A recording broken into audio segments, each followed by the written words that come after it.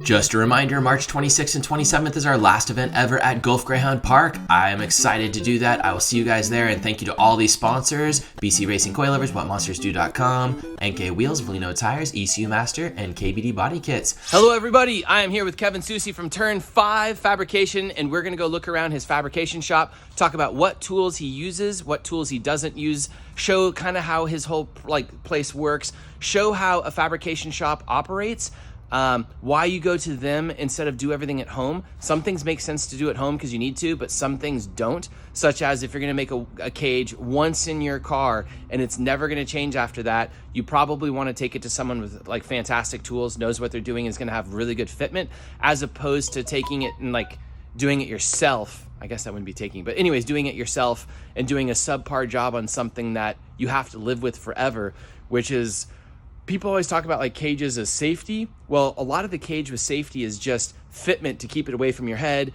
to keep you as comfortable as possible inside the car. Just, you'll see what I mean when you actually get a cage or deal with them and everything. This video is not for like super advanced people within the drift community. It's more about people that don't know anything about fabrication shops, tools, or anything like that. So let's walk around. We have a cell phone. All right, let's go to each station in here.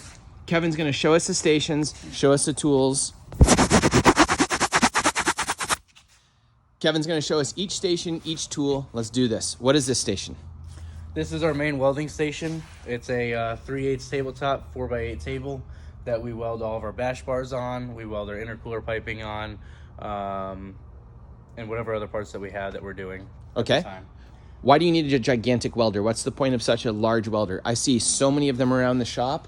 I see 4 right here. What's the point of having small ones, big ones, and repeated ones? So this is a Miller Synchrowave 250. It's a really powerful welder. The smaller welders, the runtime on them, you can't run them as long without them burning up or overheating. So this one, you know, welding aluminum trailers, it does it no problem. Welding all of our stainless parts, it's never going to overheat. We run such low amps on it. Whereas the smaller welders, you know, you're running, you know, stainless exhaust all day. They're gonna, I'm not talking about like, you know, your middle level ones, I'm talking about your lower range ones. They're gonna overheat, and is what's called the duty cycle, and how long you can run the machine before you have to give it a break. What is this? That is a jig, fixture jig with a 350Z bash bar on it that's being assembled right now. We have several jigs for several bash bars of different cars. This is a jig for the SR20 T28 turbo elbow, and they come with a 3-bolt flange from the manufacturer. We cut those off, we put a V-band on there, just simple ease of access on the exhaust. V-bands are nice too. So basically you figured out the best way to make it once, you made a nice part, and then you make a jig to repeat it so that you don't have to custom make the thing every single time. Correct. Okay, so that you get good fitment and all that stuff. All right. What's all that? Just piles of stuff? Yep, bash bars and everything? Bash bars that are pre-made, in stock, ready to ship out. Any tools on that table that we can talk about? Nope, I don't use that table. Okay, so that's just furnishings. All right, let's walk around. Got lots of little stuff. Look at that. All right, I don't know what that is. Plasma cutter. Plasma. We got SR20s that are all blown up probably. They're not inside cars. There's 7 blown up SRs in the shop. That makes sense. All right, keep going. What is this? This is a gunsmith lathe, really kind of a small lathe, entry level. It's got the digital readout. It's nice for some one-off parts. If you're going to do repetitions of things, it's really not that great at it. I mean, you could do it, it's just really time consuming. But it's nice for one-off parts that we don't have to send out drawings somewhere, wait for a turnaround time. We are the turnaround time. Okay. And what does it do and what does it make? So typically you'll take a piece of bar stock like this.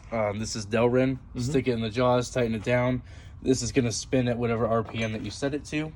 And you've got a cutting bit here. And you run this machine down and, you know, cut your depth, your length, whatever you need to do. You can cut threads with this.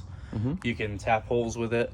But you don't use it much. I don't use it much. All right, let's get away from this machine then and go to the next one and step over SR parts that... all this poor stuff. This is 3 SR20s. Yeah, I'm sure it is. Yeah. All right, what's all this? This is our mill. It's an old Bridgeport mill from, I don't know, probably the 70s, 80s. We use this on some of the bash bar pieces where the tubing has to clear a nut or something like that. We use it on machining some other parts as well here and there. And about an hour on this machine is $400 to the, a person that would pay it kind of thing if you're machining a part. Otherwise, once again, if you're doing repetitions of things, it's not useful for that. But if you're doing like 1, 2, 3 pieces, then it's perfect. And basically it's a drill that comes down, but also back and forth so that you can use the drill bit to go around. Yep, you can plane a surface with it. You can put other vices on here. So if you want to re-drill rotors, they have a rotary vise that you just spin, and it'll keep it centered and spin it around, and then you can drill out your holes. Ah. Do you use it? Yeah. Every A now lot? and then. Not a lot, no. Does it make you a lot of money? No. Okay. So someone at home probably won't end up with something like this. It's big, it's heavy, it takes up a lot of space, needs a forklift to bring in or something. Hobbyists have them. Hobbyists have the lathe. But if you're, Drift not doing hobbyist. it- not drift hobbyist, no. All right. Tool hobbyist. What is this? Drill press? Drill press, bought it 2.5 years ago. I've used it one time. And why do you not use it? Because I have a mag drill, and I'll show you what that is. All right. Show me mag drill as I step over dead SRs, cams. So this is a Milwaukee mag drill. Mm-hmm. You're going to set your piece of metal underneath it. It magnetizes to the table with an electromagnetic. So right now I can move it one-handed just fine. Turn on the magnet, That's cool. and the whole table is So it's a solid. movable drill press you can use on location, like on the side of something. Yep, frame rails of trucks. We use it for drilling holes to mount beds with. We use it for drilling a lot of things here in the shop. Okay. If somebody's got a toolbox that's mounted somewhere, we can just take it, drill a hole in the toolbox, and it's done. This is something that I wouldn't have realized that you use more than a drill press. I just learned something. I would think you'd use a drill press in here a lot. Basically, it's a drill press the way we use it. When we mount it to a table, we use it as a drill press. Right, but looking at your welders and everything else, I would think big industrial thing would be better, and this would be more like niche, but it's the opposite. Oh yeah, it's nice. I can just use it and then put it away. Yeah, especially because everything is like you're paying rent for shop space on a lot of things, like SRs that are dead. All right, we have a lift, so you can work on cars. Yep, mostly exhaust stuff, and then we don't really offer mechanical services, but like on the S chassis stuff, we'll do we'll drop the subframes, we'll take these cars apart all the way down to nothing, and put them back together. It's something that I know, so that's why I offer it for that. All right. But yeah, we use it for exhaust and whatever else needs welding underneath. Next Floor station. fans. More engine parts and SR parts. Looks like a lot of storage back here. Yep, tires, parts, bumpers. Okay. I don't So know. this isn't really what we're looking for. Let's keep going. Another MIG dead welder, SR. MIG welder, I've used it once. Let a buddy borrow it more than I've used it. Okay. It's a 110 volt machine. And it's just not industrial enough for your application? Right, because we can turn our big machines down low. Okay. Big toolbox. Do you use this toolbox all the time? Do you need, because I've already seen 3 big toolboxes in here. Yep, use it every day. Sockets, impacts, whatever other tools that obviously it's in a toolbox. Is there a reason why you don't just have one toolbox with everything in it, even if it's huge? Or is it just easier to have lots of smaller toolboxes? Not everything fits in one toolbox. Yeah. But I mean like a really big one, like you see some of those mechanics? Oh yeah, this is just what I have. I want to buy a big one. I just haven't yet. Money wise, All it right. doesn't make sense. Like one toolbox, the blue toolbox that's over there goes in my race trailer, and when I'm not racing, it comes in the shop. You know what else doesn't make sense with money is RX-7s and rotaries. All right, let's keep going. I like pissing off the rotary nerds. Lift number 2, we use it for quick in and out jobs. Uh-huh.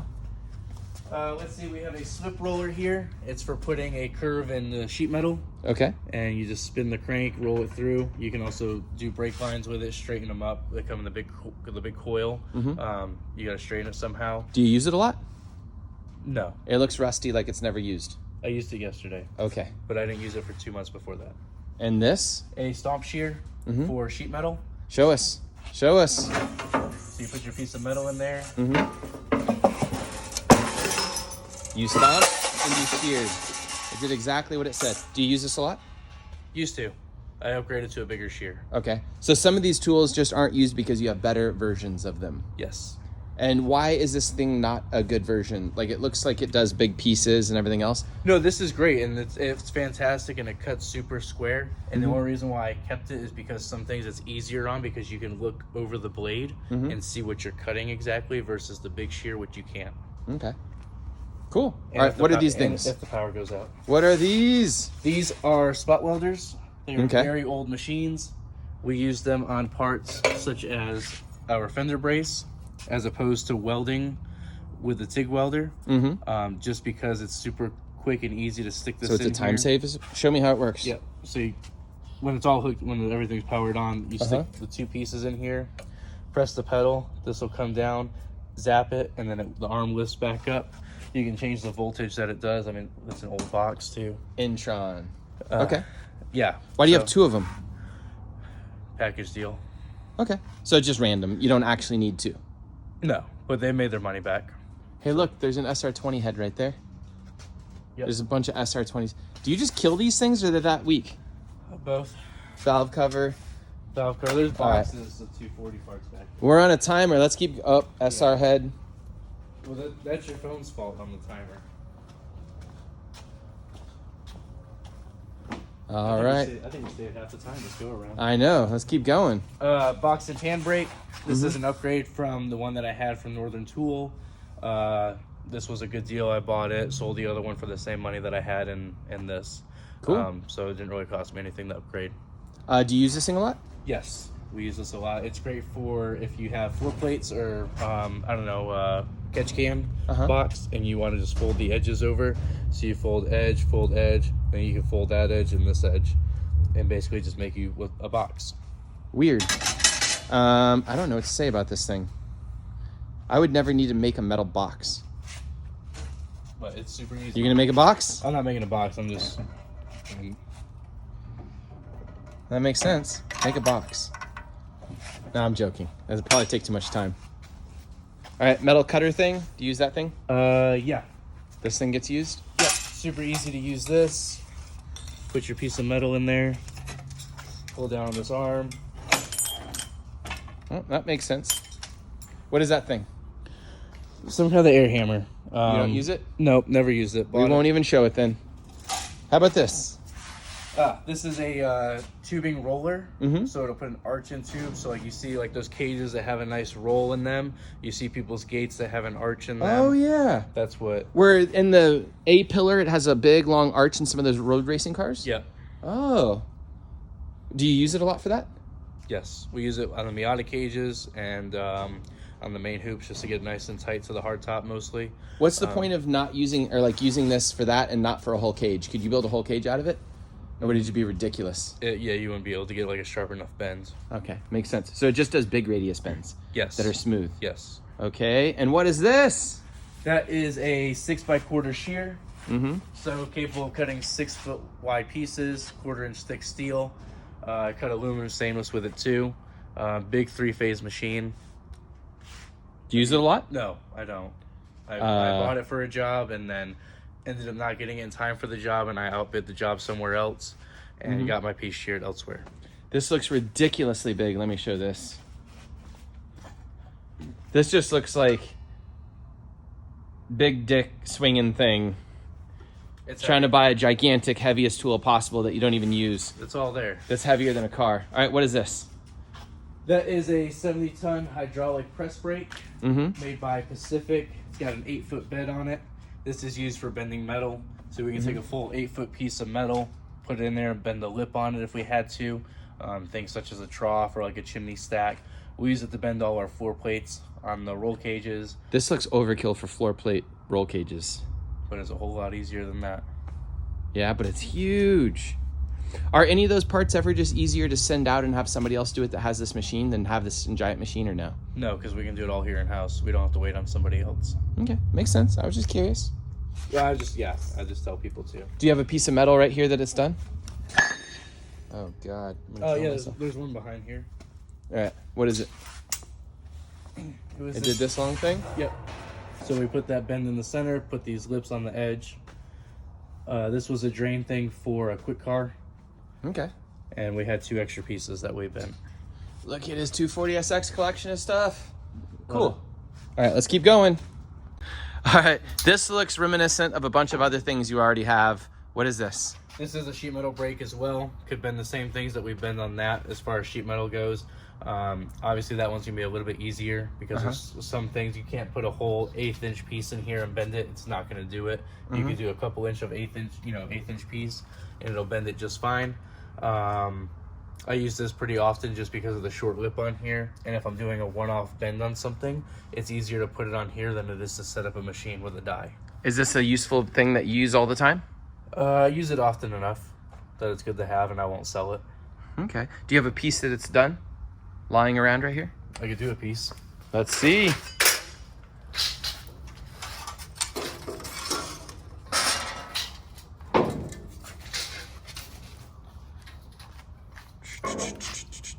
So the first mechanism just clamps it and this thing bends it. Yep, and it's got the counterweights on there. That's a big counterweight. Very cool. Now you have a piece of metal that's pokey and gonna kill you lying on the ground. Yep. Okay, next up. Let's keep going. This is our 22-ton or 25-ton press brake. It's a mechanical press brake, so it runs off a big flywheel and a clutch versus the hydraulic machine. Right now I have it set up for doing wheel studs. That's it? That's what I have it set up for right now. It's super easy to change out the dies. We bend these pieces on here. Actually, part of this piece was bent on the box and pan brake first, and then the other part was bent on here. And what is this for? That's part of our harness guard for the wheel well. So it goes with a circular piece. The harness will run through here. You can kind of see like where the wires would come out Cool. of the firewall. Everybody rubs through that and then their car breaks down and they don't know what's going on. Yep. All right. Does this thing get used a lot? Yes. For you go through that many wheel studs? No. We bend everything else with it. If we're doing a big thing of floor plates just to stock up on, we'll bend them on here. If we're doing bash bar mounts, just things to stock up on, we'll do them on here. All right. Let's keep going. What is this? That is a 5-ton punch press, and it's not even hooked up right now. And I've used it. It's got a die in here for rounding corners. It was part of a package deal of equipment that I bought, so I picked it up. You basically just lean 240SX parts against it. Yeah. Like everything else in this shop. All right. This looks like your fancy tool section. Yep. Now we're at the parts that we use the most, starting with the plasma table. This is a nobody will stop that. No, it's fine. Keep going. This is a CNC plasma cutting table. So all the parts that we do, all the floor plates we measure up, the bash bar mounts, signs that people want, we draw it up on the computer, transfer the file over to a cutting file, and let the machine do the rest. How many dicks have you done on this? That was the second thing that I ever done on this machine. Was a dick. What was the first thing? The guy that gave me the tutorial on how to cut a square with a star in it. And you went directly to the dick. Yep. All right. And I mean, this is something that everybody sees so much. Do you have anything that this is obviously something you've cut out on here? Yep. That's a gauge cluster piece for an S13. Hasn't been cleaned up yet. It took about 40 seconds to cut that whole thing start to finish. So it's a lot easier than doing it by hand. Cool. It only took 40 minutes to draw it up.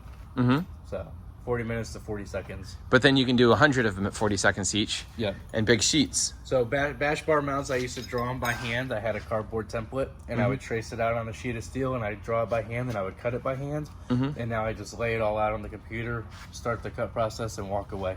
How often do you use this machine? Almost every day. Is it your big money maker? One of them, yes. Cool. And make anything else over here that's cool? Yeah, so we did the S14. Oh, look, he just happens to have something right here. Oh, sorry, keep going. Fuel. Not that we'd already had done this. The S14 fuel pump assembly hanger. And what's different about this was our R&D one. We make them out of stainless. But what's different about this versus the OEM one is, one, it's not covered in a bunch of rust, and two, it's got these brackets here that'll help hug the fuel pump, and then you can run a hose clamp in between here to tie that fuel pump in. And How much does that thing cost? They're $50 on the website. Cool. All right. Do you sell these on the website? Yep. All right. And then like we had to copy this bracket here. So we made a copy here. What is that for? A trailer hitch thing? Yeah, it was a hitch thing. Okay. So we made a test sample for the customer, and all these holes were cut on that machine. We didn't have to drill all those. And then we bent it on our big press brake. Cool. It drills holes that, or like cuts holes that clean? Yeah. Cool. That was all bent on that big machine too. Fancy. And this must, I'm gonna break your legs. Yeah. This must be your favorite piece. Show me. Yep, this is our new tubing bender. I got a couple months ago, came in from Spain. It's all digital machine. The only part that you really have to do manually is feed the tube to the next bend point. But other than that, you just press the pedal and it bends whatever you set the machine to.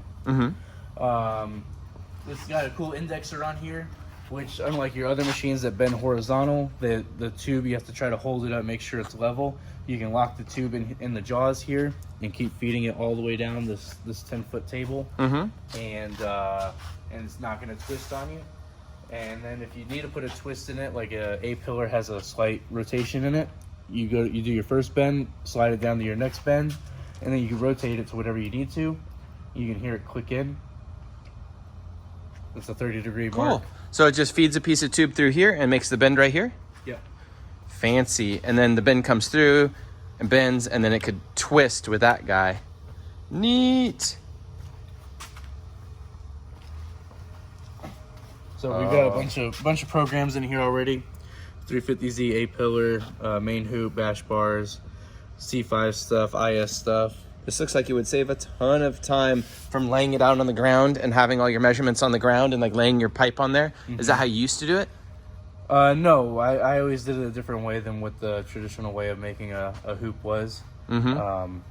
You want me to go into details? Nah, it's cool. Okay. I'll have a video on that or something. Okay. I don't want to give away all the tricks. Yeah, no, you don't need to. Yeah. So we already made this video once, so I'm going to skip to a little bit. It looks like these are later iterations of things and you use them more because you've been deleting other tools. Show us the older tools that got deleted. Oh, and we didn't get to this thing. This thing is so cool. Yeah. Right. So older iteration is our tubing notcher. That was welded to a press brake. This is what everybody like buys at Harbor Freight for themselves when they try and start fabricating. Summit, all that. It did okay for 3 years, but it's just really time consuming to use it. And then so we went from a $100 notcher to an $8,000 notcher. And this is an end mill notcher from Middler Bros. It's got adjustable speed. It's got these end mill bits on here with a rough cut bit. Cuts super fast and super clean. Show us. Show us.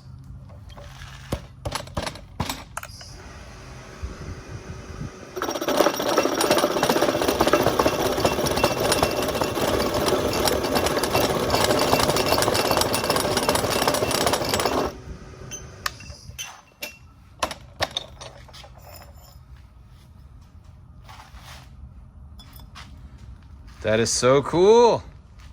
So that took about 8 seconds to do that. Yeah. The other one would have taken 45 seconds.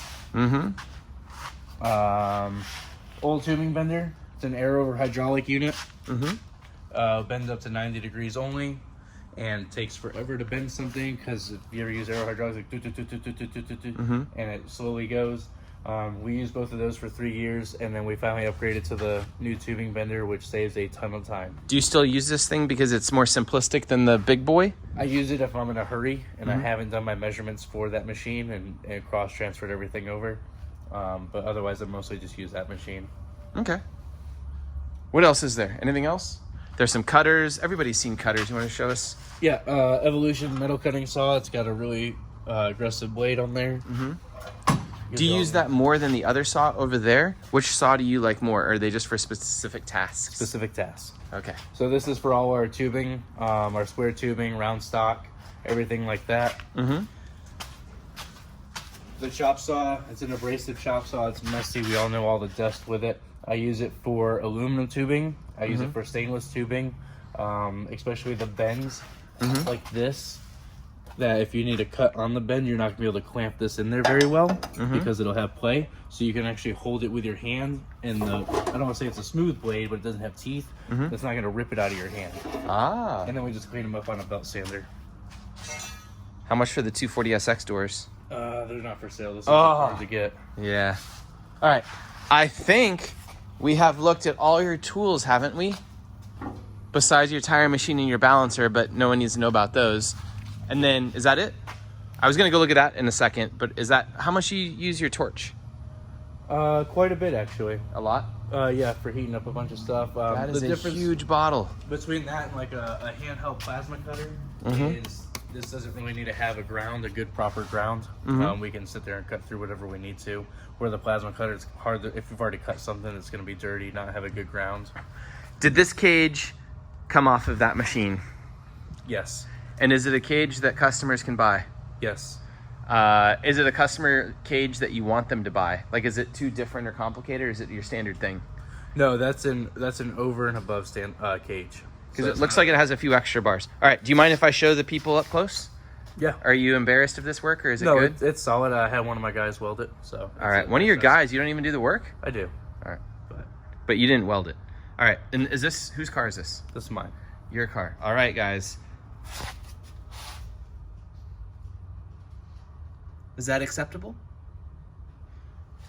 We'll point to each thing. Oh, look at this. Did you do this on purpose? You had to clearance this? Yes. All right. Because it fits super tight. Do you beat it back? Does that affect the door at all? No. Closing? Do, do, do, do, do, do, do. Which machine did you make this floor plate on? We cut those on the plasma table and then bent them on the big press brake. Which big press brake? The big green one, the big one. The big green one back there? Yeah. Behind this one, over Yes. there. All right.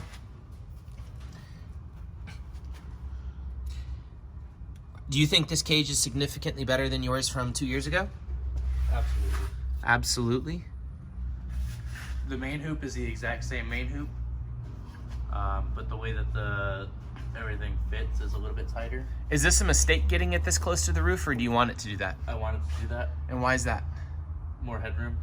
Okay. I wanted as much headroom as possible. So even those center bars that V in, those are curved on our that green machine that you saw that curves, puts a radius in it. Uh-huh. I don't know if you can see the radius or not. Yeah, very slightly I see that. Yep. It almost looks like there's another bend right there or something. I can't see that. Like looking over there, but I guess it's straight? Yeah, it's straight. Is it? Yeah, It's an optical illusion because of that bar meeting it, that it almost looks like it has a bow right there. Do you see that? Mm-hmm. But it doesn't. That's straight. Yeah, correct. Okay. Optical illusions. Cool.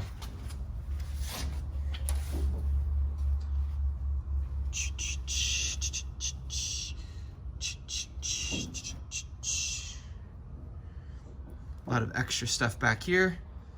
Yep, so we'll do a radium fuel cell, rear mount radiator setup, all wise fab stuff. Mm-hmm.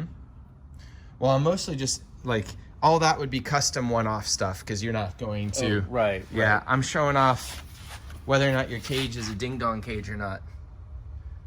So you're super happy with this thing. What's the downside of this? What's the worst part about it? Show me the worst part. I know what you're proud of. You're proud of the fitment. You're proud of the welding. You're proud of like the design. What are you not proud of? What would you like to fix on this? He's like, nothing. It's perfect. The gap here. If I could go back, I would try to fix. There's just, I mean, it's gonna get dimple dyed there. But I've seen other cages since I've started this one a while back that they just fit super super tight, and that's kind of what I pride myself on. Is Cut it out and redo it. Oh no. Oh no. I'll sell it off before I do that. So how would you get the cage tighter up here? Well, I guess, Like, why didn't you, I guess? Because I want to say that there's a rule that changed on the FD rule book, and I can't remember if you could have 3 or 4 bends on the A-pillar. I'll have to double check it. But I could put a 4th bend here and get that a lot closer. But it was one of those things in our design process. You have a little bit more gap here to get it fitting tighter up top where your head is. Okay. And it's either fit tight here and have it closer to your head, or have, you know. I was gonna say this doesn't really matter at all as long as it's not in your vision. I have the problem that sometimes I'll get in someone else's cage or car and the cage will be over here, and like I will physically have to like look around the cage, you know, like that when I'm in a corner. So I'll be cornering. It's more of a road race thing than a drifting thing. I'll be road racing and there'll be a blind spot in my vision and I have to continually look around. And if like I'm in a Hans seat, you're just like you can't see anything. Oh yeah. Which is a funny thing that you wouldn't think of until like you're driving some race car. Well, when I do these and I set them up, I get in there and I look to make sure it's, you know, in the factory blind spot or close with it. Okay. That you don't just have something protruding out. Very cool. And do you have NASCAR door bar options and stuff on your cage file thing, or do you just Those are like for straight ones and non? A lot of the door bar stuff is a one-off thing every single time, and measure out the door bar, and I'm like, all right, I put the bend here, do a Okay. quick 30-degree bend or whatever it is. Some people want to keep the windows, and some people want to keep like the stock door cards, and some people just want full race car. This gives them more impact before you get to the person's body, but Right. it deletes the or the window and all that stuff. Yep. You just end up with a door skin. How aggressive do you get with a door? Because some people, they'll push this all the way to the edge of the door where it touches. That is actually, you could take the door and just kind of hammer that panel in, and you'll be okay. The metal skin on the door, you can hammer that in, and it'll be okay. The outside of the door? Oh, you mean you keep the inside skin? Yeah. Okay. Yeah. The inside. So this skin. isn't for a skinned door. Right. I did it with doors that I could cut out, but it was only pushed in about half an inch. Okay. So if I Makes had sense. some factory doors, I could just slam it on there really good, and it would fit. Cool. And there's a front end of a 240SX. Weird. This is a jig. A jig? Yep. For what? Tube fronts. Oh, really? So we actually build the tube fronts on here. We tack all the plates in. We bend all our tubing on the bender. There's actually one sitting right there on the floor. Uh-huh. That was for an S13. Oh, And we ship those out. interesting. So I line it up with good fenders, Mm-hmm. good hood, good headlights, everything. Make sure it's the factory spec, and then ship it out. Very cool. Everybody always asks me if I He has both kooky and zinky headlights in it. That's hilarious. Yep. I mean, the last set of straight kooky fenders that you'll ever see. Well, thank you so much for watching, guys. Oh, wait, look. I have to just point out silly stuff. Look at this. A Nismo dash. He's trying to be JDM. He's rolling back the odometer so he can sell this car. Illegal stuff. Thank you so much for watching. I think that was kind of fun. I learned some stuff about tools. I think that's it. I think looking at a shop like this, it makes a lot of sense. Like, I definitely wouldn't want to build my own cage. I would want somebody to do it well and the first time and just like pay for somebody's expertise. A lot of the time we'll think like, oh, you know, I have $3,000 in tools. I could build as many cages as I want. Well, realistically, you're going to build one cage and never want to do it ever again in your life. And it's going to be an awful process, and you're going to have a shitty like outcome. Like bash bars and stuff, that's totally different. Like this just on the front of your car, it's a consumable part. But those are so cheap, you might as well just buy them from someone like Kevin because you're still getting all the expertise. But like a full cage, you could literally ruin your complete car and never want to drive it again. And then just one thing I'm going to say, because I've had the Texas Street Legal Rule Book, and I drive cage cars in the street, and I do Drift Week and all these other things. You need to be really careful with your cage. There are cages in Corvettes and all kinds of stuff that could kill drivers because their heads are right next to the bars, and they're extremely difficult cars to put like cages in. And S chassis are actually pretty easy. You can get pretty far away from the roof line and everything and sit pretty low. 350Zs as well, but there's some cars like Corvettes and stuff that just have no space in them, and they're incredibly dangerous to cage. So you need to go and have somebody that does it, that really does a good job. I'm not saying that's Kevin or anything, but Kevin's walking away. But anyways, you do want somebody to do a really good job, or else you will end up with a car that's completely useless, where you can't drive it on the street or the track. You can't see around the cage. Like, it'll just be a disaster. So make sure that you very carefully go choose your cage builder. And if possible, make sure that they have a customer with the exact cage you want. Go sit in the car, get comfortable. Maybe take the dude out to dinner or something so he feels good about it all and like doesn't feel whatever, but like sit in the car, maybe go for a ride along, maybe ask him to drive it around the block. But you're making a huge commitment that's permanent, putting a cage in a car.